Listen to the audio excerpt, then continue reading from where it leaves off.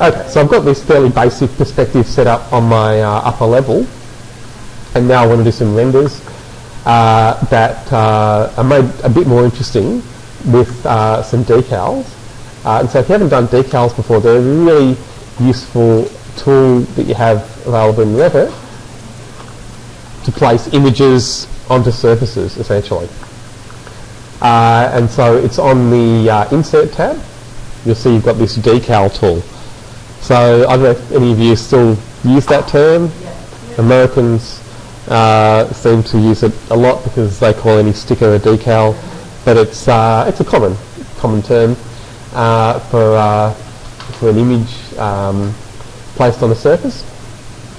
Tiles often have decals as well, and you can spend a lot of money on old decals from old advertising and things like that. But in Revit, it simply means an image placed on one of these surfaces. It doesn't work on everything, so I'm just going to show you on walls and floors. So again, on the Insert tab, once you go to Decal, you can click on the arrow there if you like and go to Place Decal.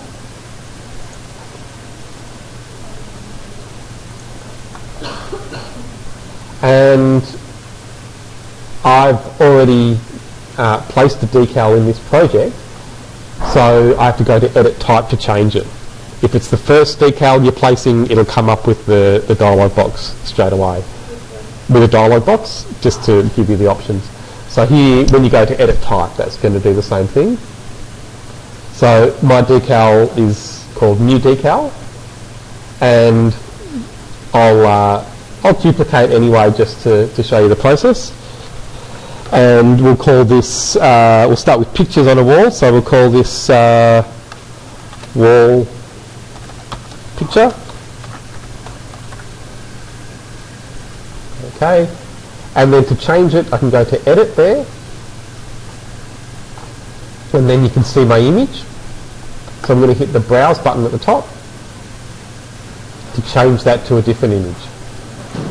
And so I've got some already set up in here. I'm going to get some images that I already have, and let's do a Montreal. Okay, so you can use any any JPEG, bitmap, PNG or TIFF file. So you can just Google any paintings you like or anything, any image at all. Okay, and so then I'll just click OK and OK again, and then click to place it on one of my wall surfaces. I'm going to right click and cancel so that I can come back and select that, and now I can scale it by stretching. The arrow keys work as well to adjust the position. And a good trick you can use to see that image in the view is to set the graphics to realistic. Okay, so I can see my image really clearly there. I'll just make that a bit bigger.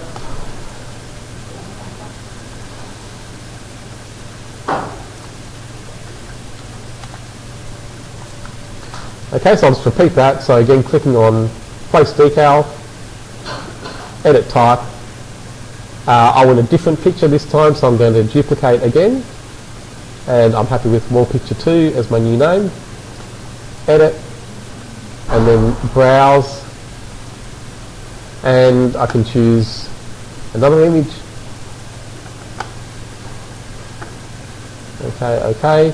Again, click to place it, and then come back and select it afterwards if you want to adjust the size. So the size that you're originally loading at, you'll kind of just fit it around the size of the JPEG? Yeah, exactly. Yeah. And that'll be at scale when you pull it out from the corner? Is that the proportions? Proportions? Yeah, it does. And so you've got the option at the top if you want to unlock them. Okay. Yeah. And so then for floors, they work as well. So I'll do one that might be a rug on the ground. So again, edit type, duplicate, and I'll call this rug 1. Edit, same again, browse, and we'll go for the any help one. Great artist, and so again, you can see it's going to work on a floor. Just want to show you, if I try to place it on this furniture here, though, it won't work. They'll work on some families, but not all of them. And it depends on the category. But basically, they mainly work on floors and walls and those larger surfaces. And so here, I'll just again place it roughly, and then I can click and adjust the size. So that'll come up in my perspective view. You can see the outlines of them, and if I go to realistic, I can see the exact location. I'll just stretch this out a bit more.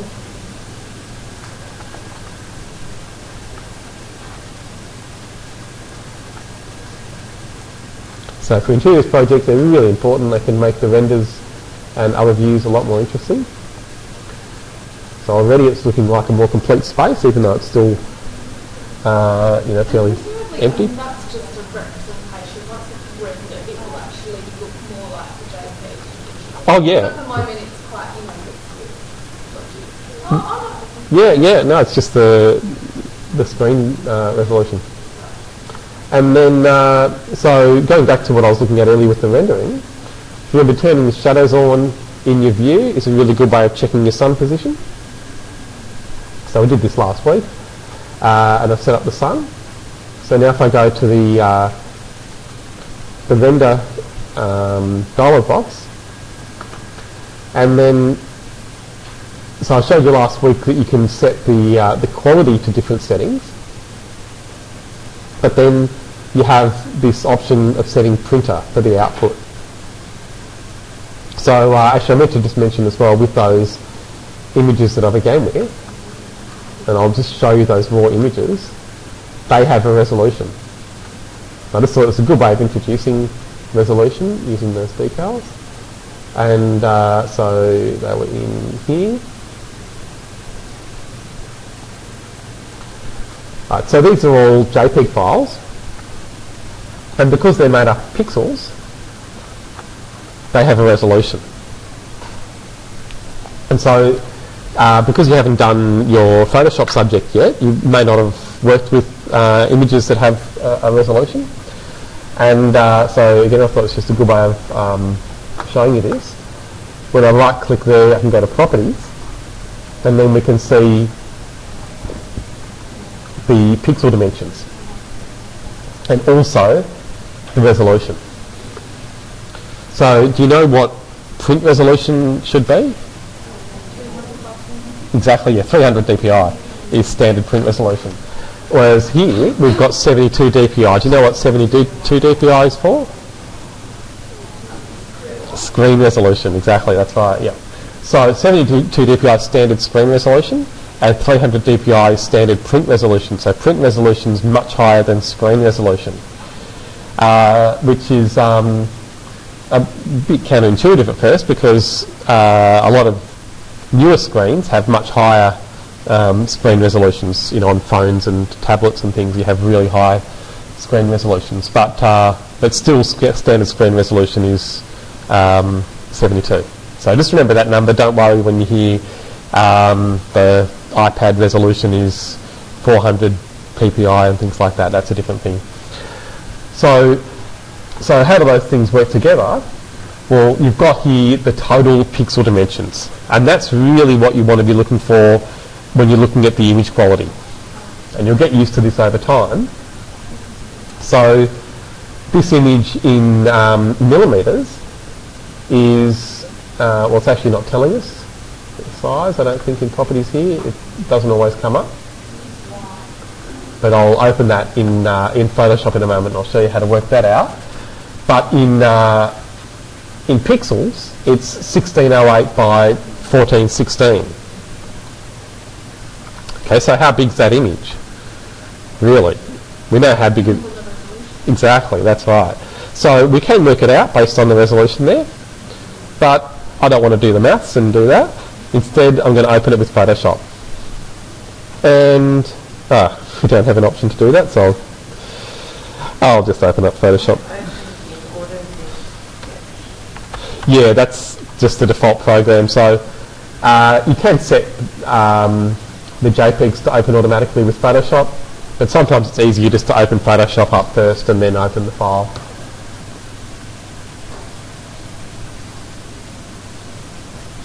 So obviously when you do your Photoshop subject, you're going to learn a lot more about Photoshop, but yeah. Oh no, Jane will go right through all of this. If you'll probably be doing it with Jane, she's great with, a real expert with Photoshop. But you can do a lot of the basic things like this really probably already. So here I'm just opening up that same file, and it was the what's his name again? The Danish guy who went to Russia. Got his name. Anyhow, I know this artist, but I've got his name. And so I'll just open it up. Believe it or not, that's a political propaganda piece he did for communist propaganda. 30s, late 20s, early 30s, something like that. So it's all about the workers and something. I don't know, but he's an interesting artist. He thought he was doing political propaganda, but he's a really well-known early collage artist. That's what him and his wife are famous for that. So anyhow, if we go to the image menu and then choose image size, that will tell you the resolution and what that resolution converts to with the pixel dimensions into a size in centimetres, or, because working in design, millimetres, which is even better. So it's 567 by 500 millimetres at 72 dpi, but at 300 dpi, let's turn resample off, and then I'll change this to 300, the resolution. And so with the same pixel dimensions, using a higher resolution, the size is now 136 by 119 millimetres. So 13 centimetres by 12 centimetres, basically. Which is small. And it's important to have a rough idea of those basic properties so that you can set the pixel dimensions for your own renders, because you do that in pixels. And Revit will do the same thing for you. It'll give you a resolution, and then it'll give you a size in pixels, and then what that size converts to in millimetres. So you just want to have an idea what all those properties mean. Right, so looking now at the Revit render settings, when we go to printer, notice how on screen it's got 710 by 719 by 519 pixels. If I zoom a bit here, notice how those numbers change. Right, because this resolution is purely based on what you see on the screen. When it's set to screen, it's the number of pixels you see on your monitor, basically. So it's not a precise setting, in other words. But if I go to printer, then it ignores what I've got on the screen and sets it to a fixed resolution. So that's what you'd always want to use for your final renders. And then you get an exact size. Otherwise, if you leave it on screen, you're going to get a different size every time you render. It's fine for test renders, but when you want to set a precise size, you've got to set it to printer. And then we get those same settings. 75 is pretty close to screen resolution. 150 is good for draft. And then 300 is your final print resolution. So we've got then this finished output, and notice the difference. On screen, it's 710 by 519. On printer, it's 2500 by 1855. So it's a lot higher. And that's why renders take a long time, because the resolution's so much higher for print resolution. So I'm not going to set it to 300 because that's going to take too long. I'm going to set it to 150. And that's not too bad. 1200 by 900, that's doable in the time we've got. But then how did we get this size to begin with? 215 by 157. So that's your view size. So remember before I was talking about the scale. For anything that's not a perspective, I'll just close that for the time being. For isometric, axonometric, plans, sections, you set the size using the scale down here. But for perspective views, you don't have a scale. Notice it sets it to perspective instead, and you can't set a scale there. So you set the size of a perspective view in a very different way to a plan or a section. You set it by choosing the border. Okay, so when you click on the border of a perspective view, you get the option up here, size crop.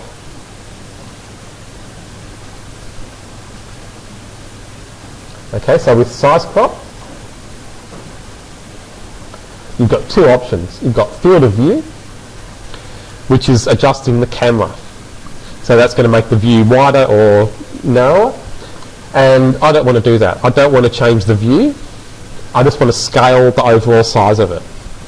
So if you're only trying to change the size and not change the camera view itself, make sure you set scale, the second option there, and then you can just change this size. So 215, 21 centimetres by 15 centimetres, that's probably a bit large. I want to do a smaller render than this. So I'm going to change that to 150. Notice it says lock proportions. So if I click into height, that's going to change automatically. So in other words, the height and the width are locked together. If you change one, the other one has to change. So if I change that height to 100, then the width necessarily has to change as well. And that's it. So if I click OK, now going back into my looking at the view, it's smaller on the screen, but what's inside the border hasn't changed at all. Right? Whereas if I'd used the other option, field of view, then that would have changed what's inside that border. Okay, so probably the more common option, even though it's not selected at first, the more common option you'll use is scale. And now going back to the render dialog box, you can see it's giving me that size that I've set using size crop. So that's really important when you render, to be able to set the size of your render using the size crop option there. And you'll see in a moment that's going to determine the size on the sheet as well. So I think I've got enough time to do high. It's fairly low quality, low detail space. And I think I'll do medium first, and then we'll see how long it takes.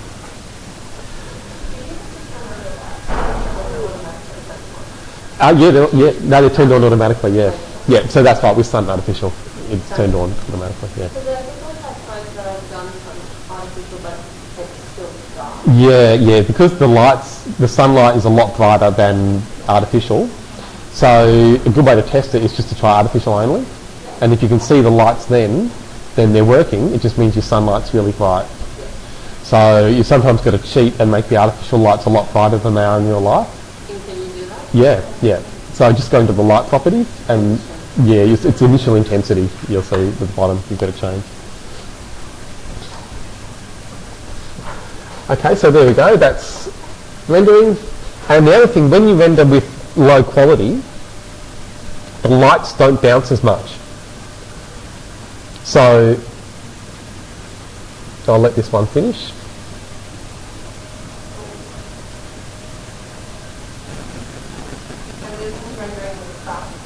No, this is just straight rendering. Yeah, cloud's much faster, but and so much better quality.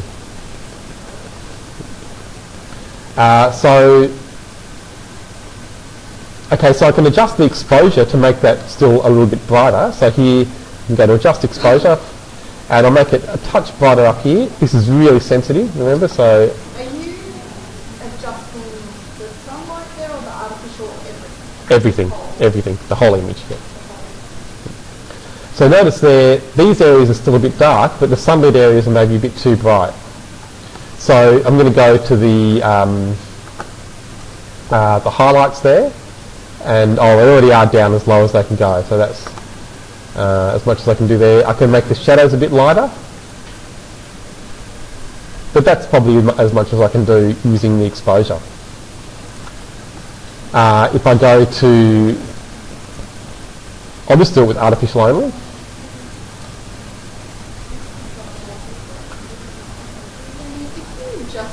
Adjust the exposure, you need to render it. Yes. No, you don't. No. The exposure can happen after the render. Yeah. So whether you want to render with sunlight or artificial light, better redo it.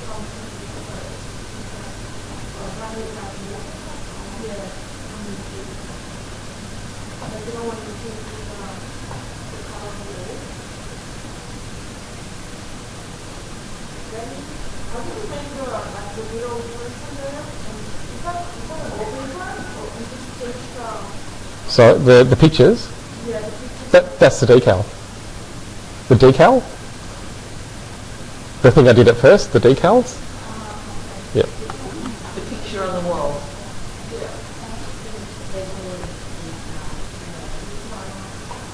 Yeah, on the insert tab you've got decal here. I kind of treat it like a decal. Yeah.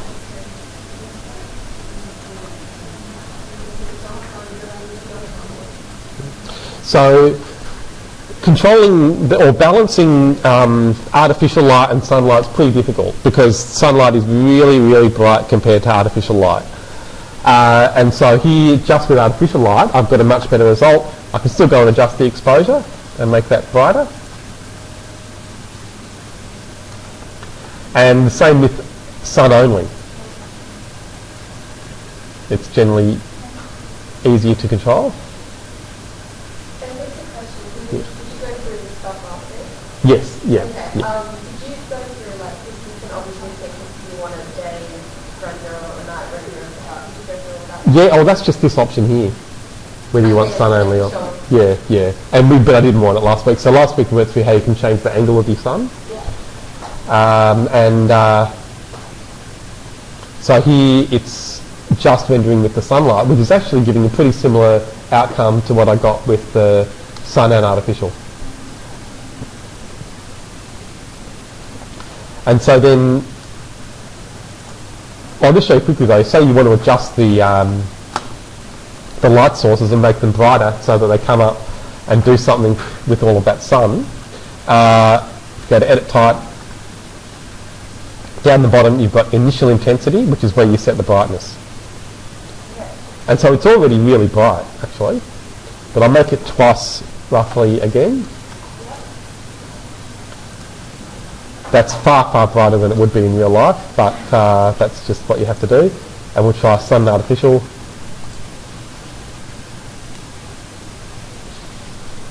Unfortunately in Revit you can't cheat with the render settings.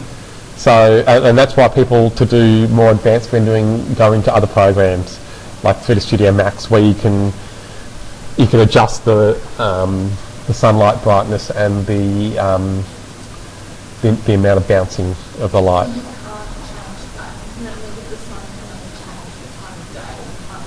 Yeah, you can't change the brightness of the sun, and it's not really just the brightness. It's always going to be the same brightness no matter what. Oh well, you've got. Choose like an afternoon or a late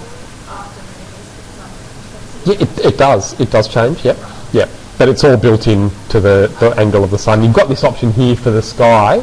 So with more clouds, it will be less bright as well. So that's another option. But notice how now I am getting a bit more from the lights.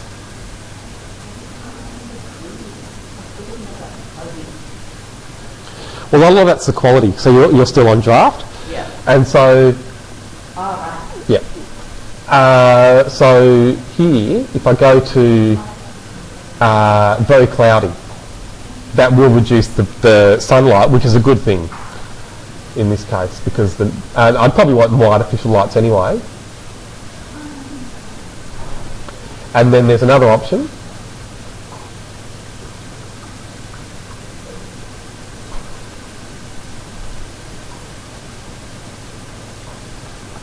Not sure you've got to wait for it.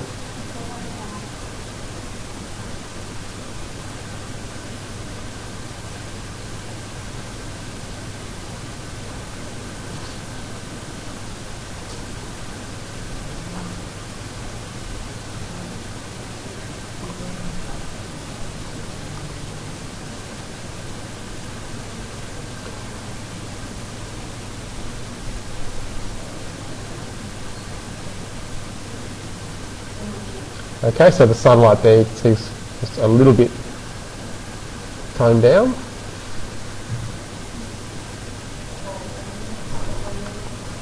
But then the quality is the other thing that affects your lighting that isn't maybe all that obvious at first. So with higher quality, it bounces the light more.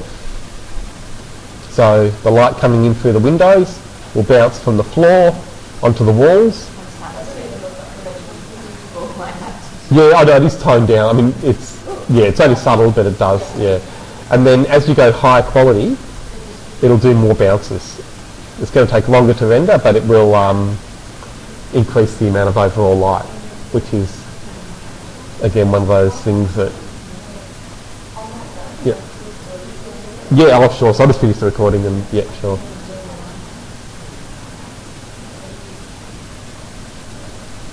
So once you've got your renders done, I'll go up to this in a moment, but you want to make sure you can then save that image so you can work with it further. Now for this subject you don't need to add anything in post, but it's something you can optionally think about. And so doing things in post means doing things after the render. So you've got two options for saving the renders within Revit. Always, I think at first you should save to project, because that'll save it within the Revit file. So down on the bottom here you've got save to project, which will save the render as a Revit view. And that way you just need to save the Revit file and you're always going to have a copy of that render.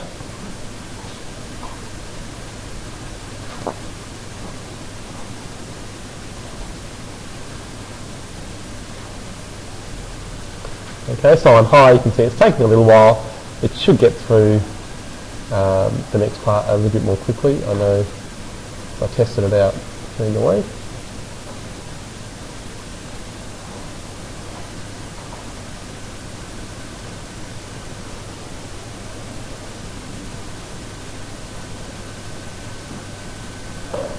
Going a bit slowly though.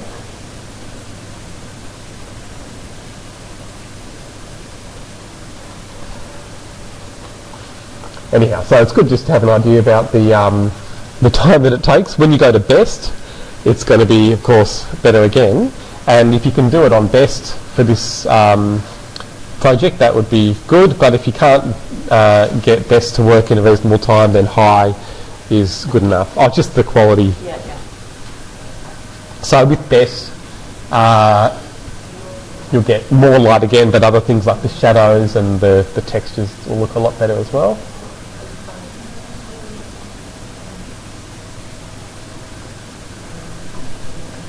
So you can see it's going a bit more quickly and it'll get through the last half much faster.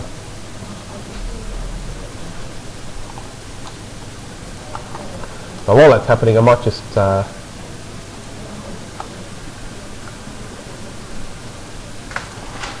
show you some finished renders.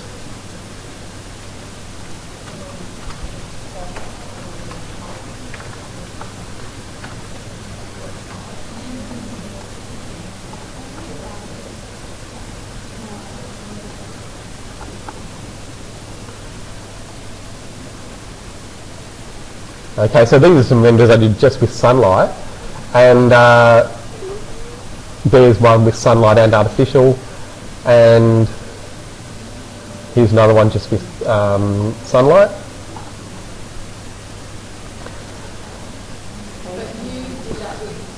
different programs, yeah. So you should be able to get something similar to this out of Revit.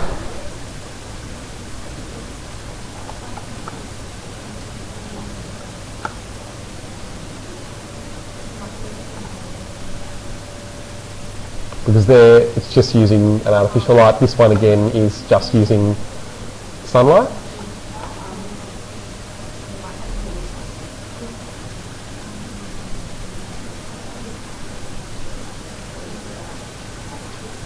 And there we go. So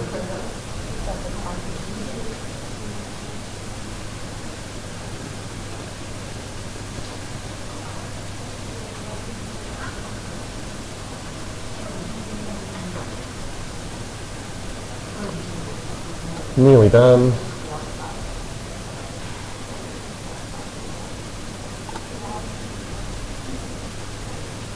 So I meant to save this one earlier. I actually rendered this earlier in the week and I just didn't save it.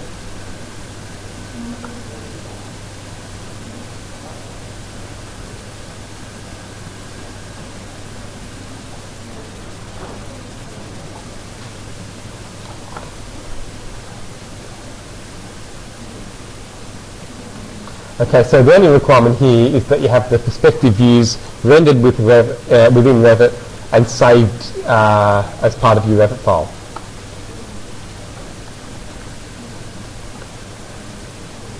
And you need to have some with natural lighting and some with artificial lighting, so they don't need to be in the same render.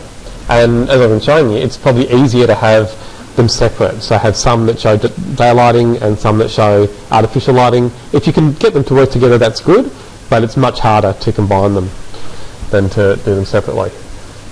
And it's a natural thing. There's a really good documentary I saw on lighting where they compared the sunlight to man-made light sources, and it's incredible, the brightness of the sun. So anyhow, that render now that it's done, I can use Save to Project, and this is going to be the name within Revit, Upstairs Perspective 1. But then you've also got this option, Export. And so there, you can choose the same formats that we started with. Okay, so JPEG, bitmap, PNG, and so on. Because this is essentially still a test render, I'm just going to leave that as JPEG and save it. And now I can get to that just like any other image file.